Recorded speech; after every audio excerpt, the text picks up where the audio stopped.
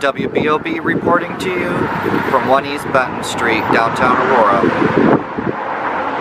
Today is a sad day for the Pride Festival here in Aurora. It has been completely canceled due to funding and an ordinance that was passed in January by City Council.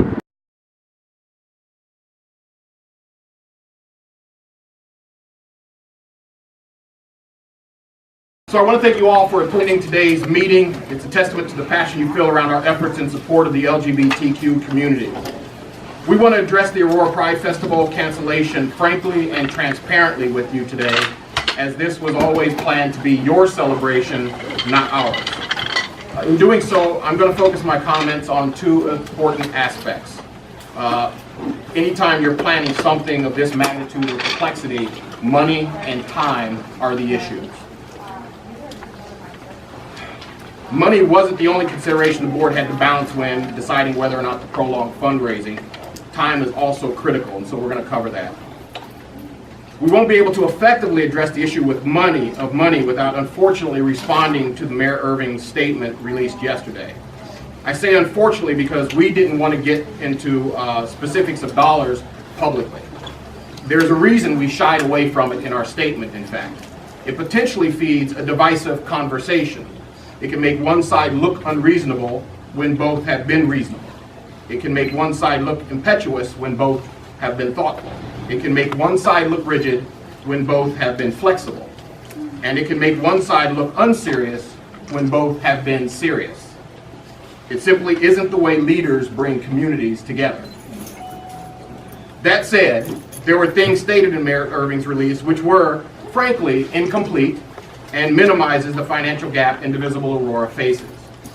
We feel it necessary to point out these details so that you understand that we didn't walk away from a reasonable arrangement.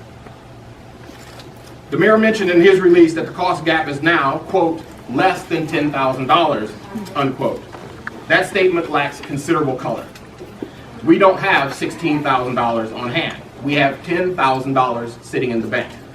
We also have $1,000 which we haven't yet withdrawn for GoFundMe. That's $11,000, not $16,000. Additionally, to get to the $10,000 the mayor quoted, you would also have to count $1,500 from a grant we didn't know existed until yesterday, haven't applied for, and had, as of our decision to cancel, received no guarantee we would receive. Where did the $16,000 figure come from?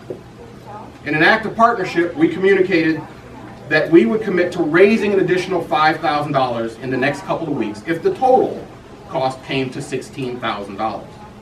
$16,000 was what we stated we could stretch to. It would be aggressive, but we felt we could do it.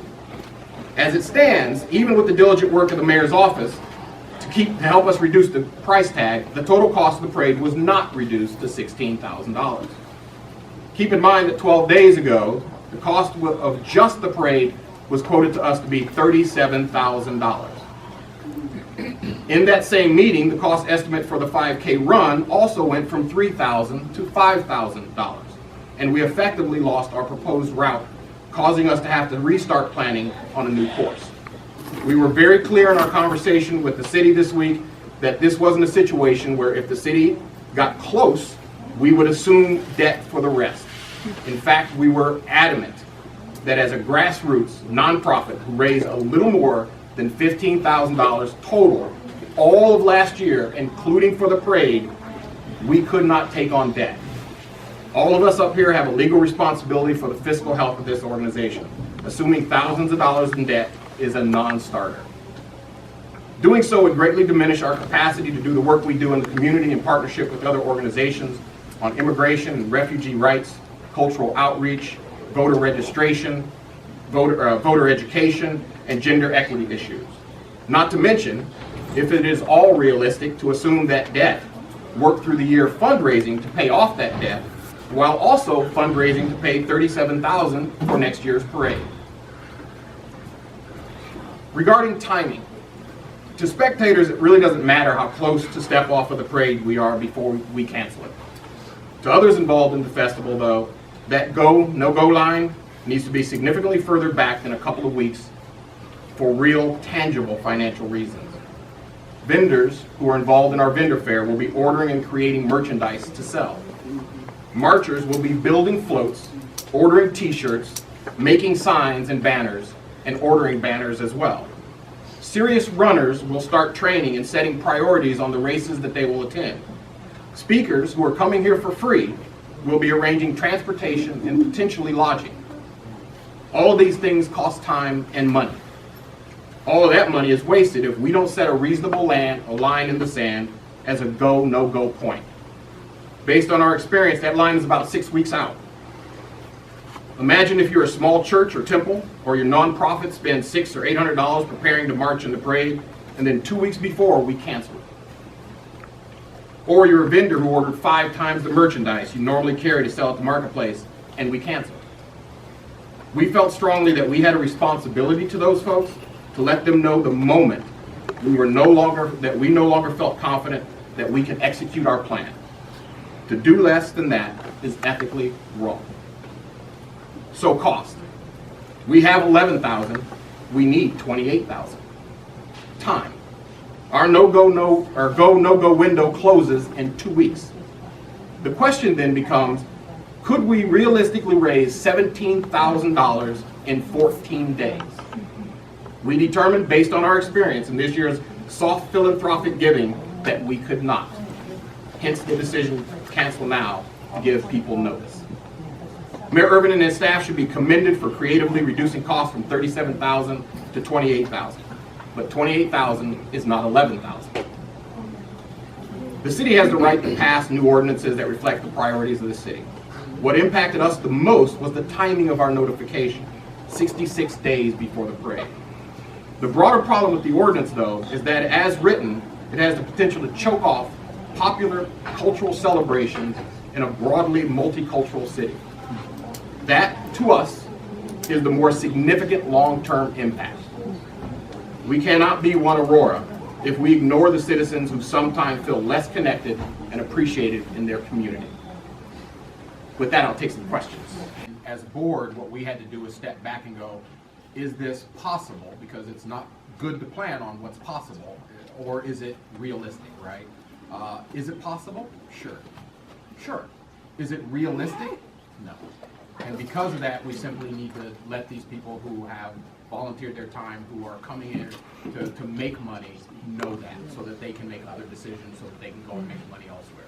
But what about the mayor's offer to pay that over a 10-month period? We're not going to take that kind of debt on. That's a non-starter. I disagree. If you have a check to write me, I will. I will gladly take that. We're not going to take that kind of debt on. We raised $15,000 all of last year. I'm not going to take on $20,000 or $30,000 worth of debt. Please. At the end of the day, they have to sit there and be financially responsible for their board. You know, at the end of the day, they have to assume the responsibility. Also, it's a considerable amount of money that they have to stand up there and say, hey, you know, we're taking responsibility to say it's our responsibility financially to fund this. And if it comes back that we can't fund it and we're now in the negative, unfortunately, they could ask us to help out with the situation, but it's between all 6 of those people. And it chokes our ability to do anything else. That are sitting there. They have to pay for it. back to the politics Please, of go the ahead. situation, just to play. Just a couple more questions, and then I'm going to turn it over to Congressman Foster to talk about Congressman Foster stuff, not this. so I'm, just a couple more questions, please. Go ahead. More of a comment in support of the board's decision, and I hate to say this because of all the fervor to raise money quickly. However, if that happened, it really would overshadow what has happened. The fact that the city did this in the timing that it did this, and then the community made it okay. It's not okay. Yeah. So by holding your ground on this and saying, no, something is not okay, and it's not just this parade, it's the Puerto Rican parade, it's the Fiestas Patrias parade, in a united way, to say this is not okay. If you suddenly like make it up, it diminishes the responsibility of our local decision makers and the consequences of the choices they have made and the ripple effects on the community.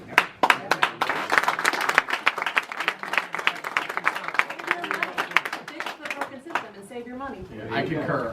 There were a couple of ways that we wouldn't be here today. One is, had our parade been grandfathered in? But the ordinance stated that the parade had been going on for 3 years. On the same grandfathered in, on the same date. So it had to be a continuous same date parade for 3 years to be grandfathered in to the old system. The other one is if the city co-sponsors a parade, then they assume some of those costs, and then that's not an issue as well. So if you are concerned about not just the impact on this parade, but on other cultural celebrations, then you need to talk to the people who vote on these things and get them to change that so that these kinds of cultural celebrations aren't ignored in our city. Excuse me, go ahead. Oh, okay, sorry. No, I just want to make a quick comment, just because I want to thank this board, just because I know this is a very heavy decision and it's not easy. As an educator in Aurora, I can tell you guys for certain that what you guys did last year is you saved lives. You validated young people who might have been scared to come out, maybe feel like this city is not inviting. So I want to thank you guys, and I think, yes, this parade is monumental and it does save lives, but I know that this organization is going to continue to advocate in other avenues, and hopefully, you know, we can come out stronger and as I mentioned, fundraise. So thank you guys again for what you do.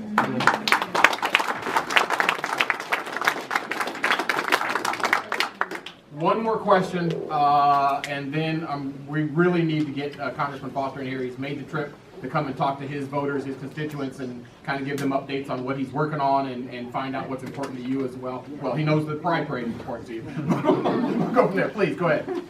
Kind of to break off what Simon said, I mean, as a youth myself and as a gay man that came out in high school, I mean, it was really great to see the parade that was last year and to be able to walk in myself. And, you know, I mean, everyone's talking about youth and, you know, how it boosted up the confidence of the LGBT community in Aurora. And I just want to thank you guys so much for putting that parade together for me as a youth, you know, and I know many other youth that I work with personally that I know that also attended, and it really, it boosted up a morale. And just to give me the 2 cents as to moving forward what to do, I would think, you know, it would be great for you guys to just like really go over, you know, like lift your wounds, like you said, and make next year even better. And I know everyone's talking about, can't we just fundraise right now? We can do it in 2 weeks.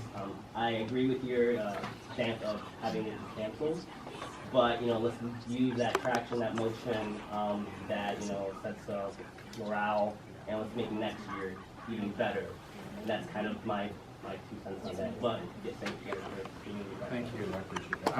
I want to make 2 statements, and I'll turn over to these folks, and then we'll turn over to Congressman Foster. When we were running the parade, I'm going to try not to cry. I'm crying. We were running the parade. We were running the parade, and a gentleman came up to me after the parade and told me, you know, I've lived in Aurora for 10 years, and I've never felt comfortable walking down the street holding my husband's hand in mine. Today I did. How about you have confidence in the community and let us raise that money? That is exactly why we did this. It is exactly why we're not going anywhere. And we'll be back. You know, I cannot attribute any nefarious reasons by the city council to this, simply because I don't know. But it sure feels like we lost. And I fucking hate losing.